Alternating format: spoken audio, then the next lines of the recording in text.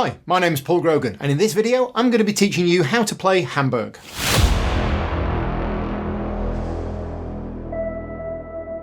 In Hamburg, up to 5 players take on the role of influential people in the year 1890, each with the goal of becoming the mayor of the city. You will play cards to prepare sites, construct buildings on them, expand the city's zoos and gardens, and repair the city wall. The player with the most victory points at the end of the game will become the new mayor of the city and also win the game. Thank you to Queen Games for sponsoring this video, but I also rely on the financial support of my Patreon campaign to keep the channel going. So if you want to support me directly and help me continue to make videos, you can do so by becoming one of my Patreon supporters at patreon.com/gamingrules. In this video, I'm going to be using the components from the classic version of the game. If you have the deluxe version, some of your components will be different. Place the game board in the middle of the playing area. Take the Hans Himmel statues and sort them by value. Place the 10-point statue and one of the 2-point statues back in the box. They are only used with one of the expansions. Then, if you're playing with 3 players, remove the ones worth 3 points and 8 points. If you're playing with 2 players, also remove the ones worth 5 and 6 points. Place the statue worth 9 points in the City Hall square here, and place the rest of the statues in order near the board. Place the 6 dice in their spaces to the right of the City Hall. In St. Michael's Church, place the 8 clerics here. Take the 4 time tokens and stack them on the church spire with the 4 o'clock at the bottom and the 1 o'clock on top. In the Speicherstadt, place the workers on their matching coloured houses. Place the coins here, separated into 1s and 3s. Shuffle the intrigue tokens and place them face down in a stack here. Place the wall segments on the construction site. You only need 10 per player. Place the display board nearby. Sort the cards by the colour on their back, shuffle each deck separately and place them face down on the matching coloured spaces. Draw the top card from each deck and place them next to the display board as a discard pile. And place the activation markers here. Note the harbour section and the stock exchange sections of the board are only used when playing the relevant expansion. Leave them empty for your first game. Each player takes a player board at random and places it in front of them. Each player chooses a colour and takes the city tower in that colour, placing it in the middle of their wall.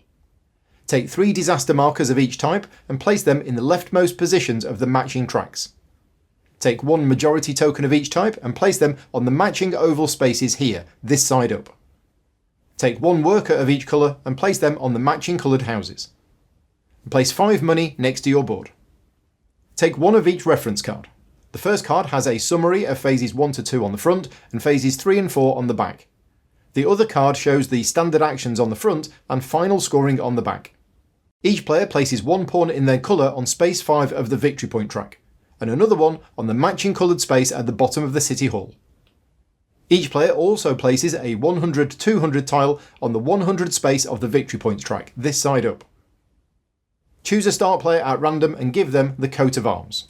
That player will take the first turn in the game, and whenever players perform actions in turn order, the player with the coat of arms starts and then other players follow in clockwise order. With setup complete, you're ready to start playing.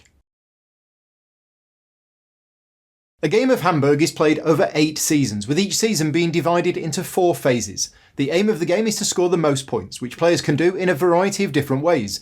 A number in a shield indicates points. Points can be scored during the game, but there's also a lot of end of game scoring too. You start each season by replenishing your hand to 5 cards. The dice are then rolled, with each roll of a 5 or 6 increasing the corresponding disaster level for all players.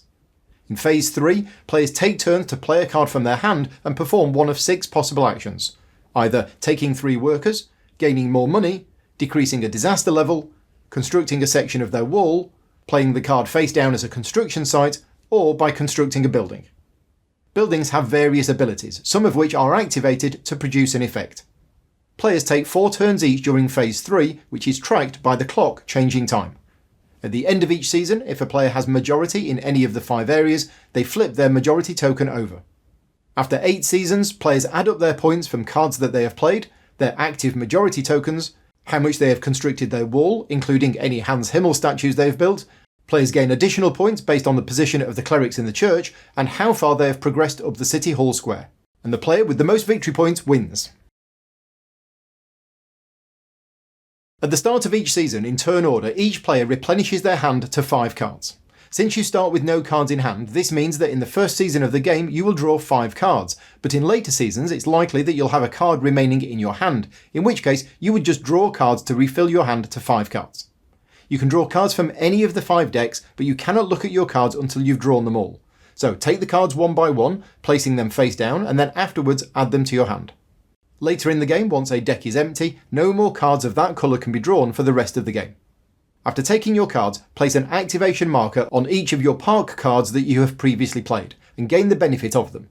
This card, for example, gains you 1 grey worker, and this one allows you to draw a new orange card to your hand, which means that you will have 6 cards in hand. On the first round of the game, I recommend taking 1 card of each colour to give you flexibility later in the round, but that isn't a rule, it's just my suggestion. Later in the game, depending on the way that events unfold, you may want to draw more cards of a specific colour. Phase 2 consists of a number of steps which must be performed in order. First, roll the 6 dice, placing them back on their matching spaces on the game board. These dice values will be used by all players. Next, place a cleric on the church window showing the same number as the result of the black die. The clerics in the church at the end of the game determine how many additional points each building is worth based on its category, represented by the icons here. So each cleric in section 6 means that at the end of the game all zoos and parks are worth 1 more point.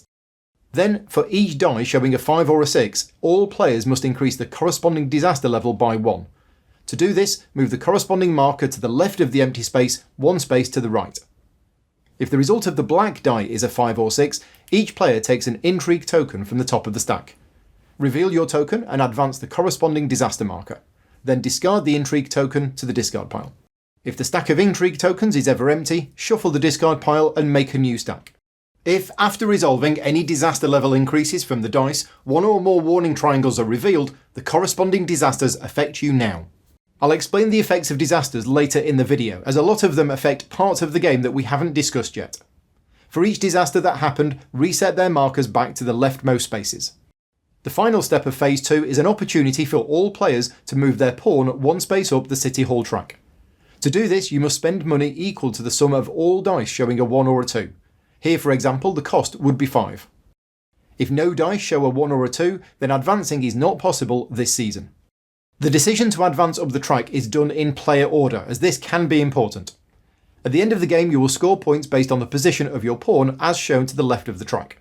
And also, at the end of each season, if one player is solely ahead on the track, they get to flip their City Hall majority marker. If you reach the last space of the track, you cannot advance anymore. However, you gain 4 points each time you would have advanced instead. Before explaining Phase 3, I just wanted to take some time to explain the cards in more detail. The reverse side of every card depicts a construction site, which is one way in which the card can be played. Cards come in 5 different colours, and each card belongs to one of 22 different categories, indicated by the icon here. Each colour has 4 categories associated with it, and those categories are only found in that particular colour of card. But there are also parks and zoos. These categories are present in all colours of cards. Each card has a cost, which you need to pay in money to play the card, and each card is worth a certain number of points at the end of the game, which is always a third of the cost, except for zoo cards, which is always half the cost. Each card also has an ability, which once played can be used, except for the zoos, which are just worth points. Phase 3 is divided into 4 action rounds tracked by the time on the clock. At 1 o'clock, players take their first turn, then the time moves to 2 o'clock and players take their second turn, and so on. Players take turns in order, starting with the first player and going clockwise. On your turn, you perform any one of 6 possible actions, summarised on the reference card. You are allowed to perform the same action more than once each season. The first action to explain is gaining workers. Place a card on the discard pile and then take 3 workers matching the colour of the card and place them on your player board. The second action is gaining money. Place a card on the discard pile and then gain an amount of money based on the value of the die matching the colour of the card you discarded. The third possible action is decreasing a disaster.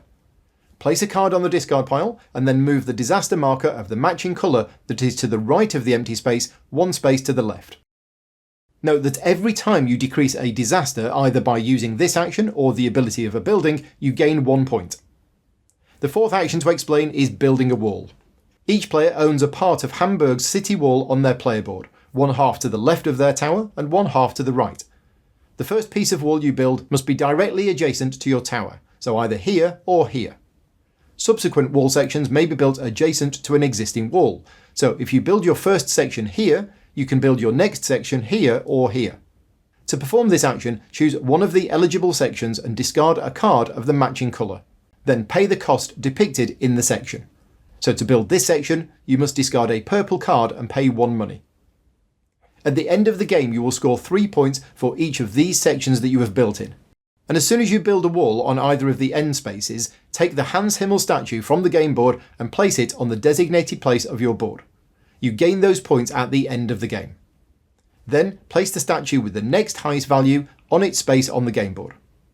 The fifth action to explain is playing a construction site. Place any one card from your hand face down to the right side of your player board. To do so, you must spend one worker of the matching colour, moving it from your player board back to the supply. The final action to explain is constructing a building, park or zoo. To construct a zoo or park, simply pay the cost on the card and then place the card to the left of your player board. Zoos have no abilities and are just worth points at the end of the game. Parks, however, have abilities which are resolved during phase 1 of each season.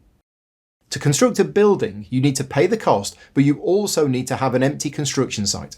The colour of the construction site does not need to match the building. Any building can go on any construction site. If the building has an ability that can be used once per season, take an activation marker and place it near your player board. I'll explain building abilities more in a later chapter. In phase 4, there are a number of steps to follow carried out in order. First, check to see if any players can flip any of their majority tokens to their active side. To do this, they must have the sole majority in the corresponding category. To flip this token, you must be further ahead on the City Hall than every other player. For this one, you must have more victory points than every other player. And for this one, you must have more constructed buildings than every other player. Construction sites alone do not count, you need actual buildings. To flip this token, you must have more zoo cards to the left of your player board than every other player. Parks do not count. And for this one, you must have built more sections of your wall than every other player. Each active majority token is worth 4 points at the end of the game, and once flipped, a token remains active until the end, even if you no longer have the majority. So if another player gains majority in a future round, they will flip their majority marker, but you don't lose yours. This means that at the end of the game, several players may score for majority markers of the same type. After dealing with the majorities, the next step is to move the cleric for the season from the church window to the space below. These clerics determine which categories of cards are worth extra points at the end of the game. Next, any activation markers on cards are removed. These cards can be activated again in the next season. And finally, the first player marker is passed to the next player clockwise. Each building and park in the game has an ability represented by icons. All of these icons are explained in the addendum, and also every card has a unique number, and their abilities are explained in text on the subsequent pages. I'm not going to cover all of the abilities in this video, but I will cover the general rules and some specific abilities in detail. Abilities with a lightning bolt are resolved immediately when the card is played during phase 3. They cannot be activated again during the game. This one, for example, gains you 1 pink worker and 3 money. Abilities with the number 1, 2, 3 or 4 show the phase during which they can be activated. Each of these cards can be activated only once per season, and you place an activation marker on the card indicating that it's been used. These markers are removed at the end of each season. This ability is to simply gain 1 money in phase 1. This ability is that when you pay to move your pawn up the town hall square in phase 2, the cost is reduced by 2. This card allows you to spend 1 brown worker to build a wall section without playing a card, but you pay double the cost. And this ability is used in phase 4 to allow you to flip a majority marker even if you're tied for the most in a category. Some cards have infinity icons on them. These have a permanent effect and never have activation markers placed on them. This one, for example, allows you to pay half the cost whenever you construct a brown building. Cards with laurel icons are end of game scoring cards. This one allows you to score double points for one of your Hans Himmel statues. As mentioned earlier, during phase 2, after resolving any 5s and 6s on the dice, if you have any red triangles showing on your disaster tracks, the corresponding disasters affect you now.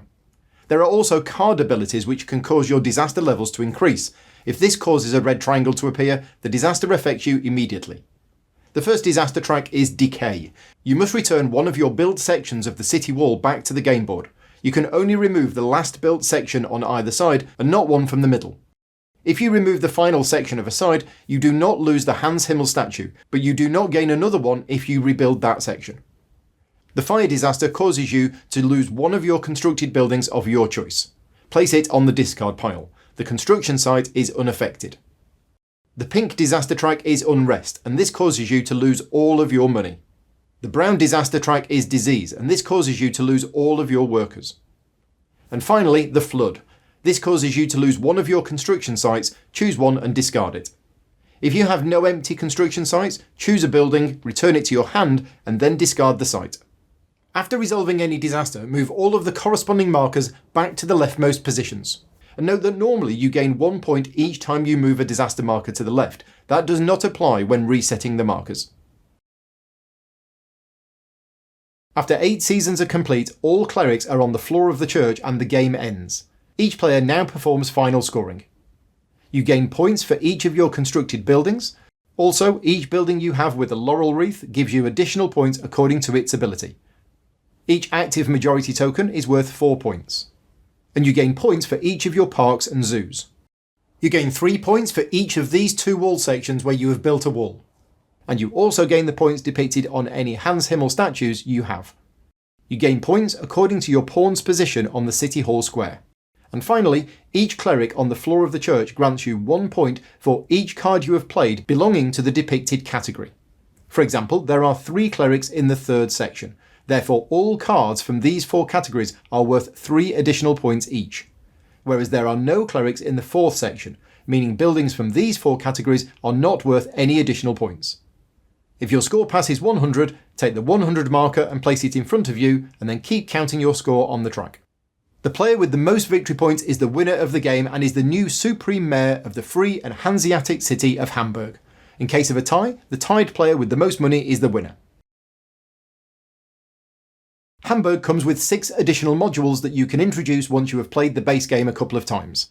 And there's also a solo mode, which I will be covering in a separate video. Check the link in the description or click on the little eye in the corner to take you to my solo playthrough video.